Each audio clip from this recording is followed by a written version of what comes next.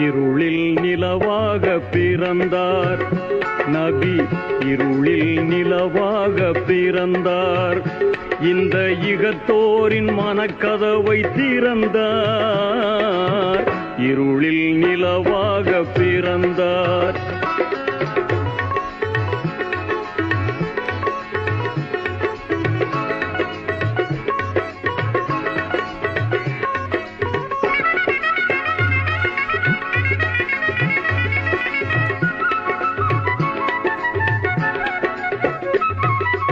இறை தூதர் தாமென்று மொழிந்தார் நபி, இங்கு எளியோரின் துணையாக இருந்தார் நபி.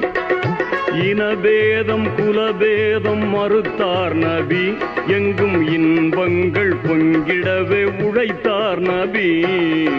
இருளில் நிலவாக பிறந்தார்.